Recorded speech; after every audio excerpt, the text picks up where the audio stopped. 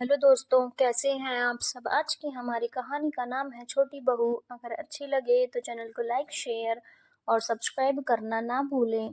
घर में बड़ी शांति छाई हुई थी। किसी की भी हिम्मत नहीं हो रही थी उस शांति को तोड़ने की, क्योंकि घर की मालकिन संगीता जी मुंह फुलाकर बैठी हुई थी। आखिर उनके स्वभाव से हर कोई परिचित था। जो शांति को तोड़ने की हिम्मत करता, उनका गुस्सा उसी पर फट पड़ता। इसीलिए सब चुपचाप अपने काम में लगे हुए थे और उनके सामने आने से बच रहे थे। आज उनकी छोटी बहू मानवी ने उन्हें इस तरह जवाब कैसे दे दिया। उनकी बर्दाश्त की हद से बाहर था यह। जबकि बड़ी बहू मनु ने तो आज तक जवाब भी नहीं दिया था। यह अलग बात है कि वह अपने पति के साथ दूसरे शहर में रहती थी। आखिर इतने बड़े परिवार की बागडोर उन्होंने इतने सालों से खुद ही संभाल रखी थी। पति तो थे नहीं, काफी साल पहले उनकी मृत्यु हो गई थी। लेकिन अपने जाने से पहले वह अपने दोनों बेटों और एक बेटी की शादी कर गए थे। घर में एक बड़ा बेटा सनी और उसकी पत्नी मनु और उनके दो बच्चे थे। नौकरी के कारण सनी अपने परिवार के साथ दूसरे शहर में रहता था। वहीं छोटा बेटा अजय और उसकी पत्नी मानवी संगीता जी के साथ इसी शहर में रहते थे। उनके भी दो बच्चे थे। बेटी निशा भी यहीं पास में रहती थी। आज सभी बच्चे तथा बड़े लोग घर पर ही मौजूद थे। निशा अपने पति सौरभ के साथ सुबह सुबह ही आ गई थी। बड़े भैया भाभी भी अपने बच्चों के साथ आए हुए थे। दरअसल मनु और सनी की बेटी की सगाई 2 दिन बाद होनी थी। लड़के वाले इसी शहर के थे, तो सगाई का प्रोग्राम भी यहीं घर से होना था। बाकी के रिश्तेदार भी कल से आ ही जाएंगे। इसी सिलसिले में पूरा परिवार एकत्रित था। सब बाहर हॉल में बैठकर डिस्कशन कर रहे थे। वहीं घर के बच्चे प्रोग्राम में क्या पहनना है उसी की रूपरेखा तैयार कर रहे थे। जबकि छोटी बहू मानवी रसोई में नाश्ते की तैयारी में लगी हुई थी। बीच बीच में निशा जरूर जाकर अपनी छोटी भाभी मानवी की मदद करा रही थी। आखिर दोनों का रिश्ता ननद भाभी का कम बिल्कुल सहेलियों जैसा था और वह अच्छे से जानती थी कि मानवी की कोई मदद कराएगा नहीं, क्योंकि संगीता जी का मानना था कि मानवी घर की छोटी बहू है और छोटी बहू को तो जिम्मेदारी निभानी ही पड़ती है। जबकि मनु तो बाहर रहती है, कभी कभार ही आती है, उससे क्या काम कराना। नाश्ता तैयार हो गया तो निशा और मानवी फटाफट सबको सर्व करने लग गए और खुद भी अपनी प्लेट लेकर वहीं हॉल में आकर बैठ गए। डिस्कशन करते करते ही सब लोगों ने अपना नाश्ता करना शुरू किया। तभी संगीता जी मानवी से बोली, मानवी फटाफट से दोपहर के खाने की तैयारी भी कर दो। एक रस्सेदार सब्जी और एक सूप की सब्जी बना लेना, साथ में बूंदी का रायता भी कर देना और रोटियां सबके आने पर ही गर्मा गर्म सेक कर देना। ऐसा ना हो कि रोटियां पहले ही सेक कर रख दो। और तुझे कोई दवाई लेनी हो तो समय से ले लेना। कहीं ऐसा ना हो कि कल मेहमान आ जाएं और काम के समय ही तुम अपना पेट पकड़ कर बैठ जाओ। वैसे भी तेरी महावरी का कोई पता ही नहीं होता, बिना बादल के कभी भी बरस पड़ती है। संगीता जी ने सबके सामने यह बात इतने जोर से कही कि नाश्ता करते हुए मानवी के हाथ रुक गए। मानवी नजरें झुकाए हुए ही अपनी प्लेट लेकर चुपचाप उठकर रसोई में चली गई। तब निशा बीच में ही बोली, माँ सोच समझ कर तो बोला करो। बड़े भैया, आपके दामाद सब तो यहाँ पर बैठे हुए हैं और तुम उनके सामने ही भाभी से इसके साथ बदलने में हर्ज क्या है। आखिर लकीर के फकीर की तरह ही बोल रही हो। हाँ, तो इसमें गलत क्या है। कल काम के समय के अगर यह बैठ गई तो काम कौन करेगा। मेहमानों की चाय नाश्ता खाना पानी कौन देखेगा। बड़ी बहू के पास अपने काम है, माँ से छोटी बहू है, उसे ही सब संभालना है। तभी अजय हिम्मत करते हुए बोला, माँ क्यों ना हम 2-3 दिन के लिए खाना बनाने वाली रख लें। जब भी चाय नाश्ते की ज़रूरत होगी या गर्मा गर्म रोटी खानी होगी तो तैयार करके दे देगी। मानवी भी थोड़ा फ्री हो जाएगी, उसकी भी तबीयत ठीक नहीं रहती। तू बड़ा आया अपनी बीवी का साथ देने वाला, हमने तो आज तक ना रखी कोई काम करने वाली। घर घर के ही लोग तो हैं, कितना सो तो काम है, सब मिलकर कर ही लेंगे। वो अकेले ही थोड़ी ना करती है, और मेहमानों के नाम पर आ कौन रहा है, 8-10 लोग ही तो बढ़ेंगे। उनके लिए काम वाली रखने की क्या जरूरत है। परम भाई, क्या गलत कह रहा हूँ मैं?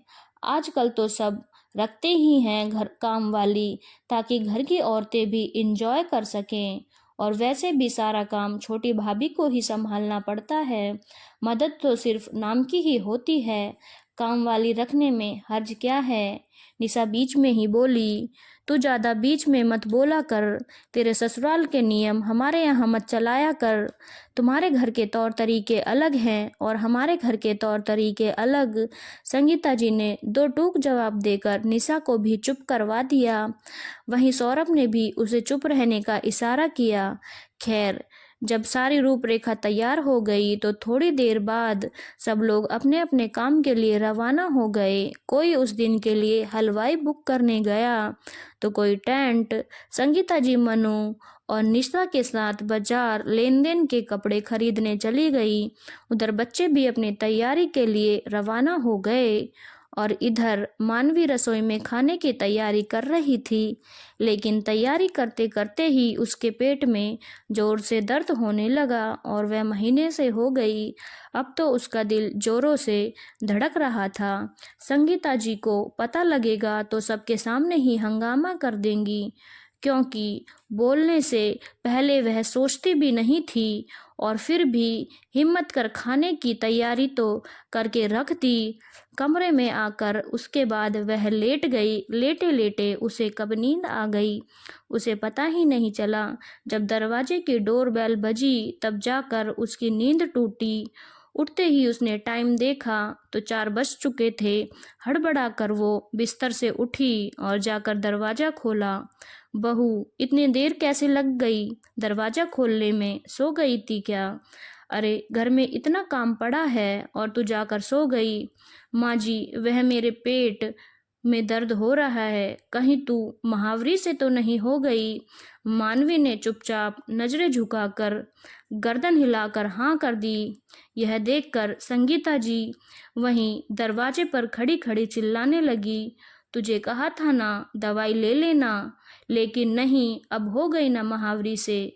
अरे, हम तो फिर भी खा लेते हैं, ऐसे में तेरे हाथ का खाना कौन खाएगा? लेकिन जो रिश्तेदार आ रहे हैं ना, उनके घर में 3 दिन का नियम है, उन्हें पता चल गया तो तेरे हाथों का खाना भी नहीं खाएंगे। अब 3 दिन रहना रसोई के बाहर। घर में खुशी का माहौल था, बर्बाद कर दिया तूने। तुझसे किसी की खुशी देखी नहीं जाती। अरे, घर की छोटी बहू काम करती हुई अच्छी लगती है, जिम्मेदारी लेती हुई अच्छी लगती है, और तू कामचोर। संगीता जी के मुंह से जो आ रहा था बोले जा रही थी। एक तो पेट दर्द, ऊपर से महावरी की चिढ़ और ऊपर से संगीता जी के ताने। आखिर मानवी ने से अब बर्दाश्त नहीं हुआ तो बोल पड़ी, माँ जी, मैं कोई जानबूझकर तो महावरी से हुई नहीं हूँ। फिर क्यों आप बात को पकड़कर खींचे जा रही हैं?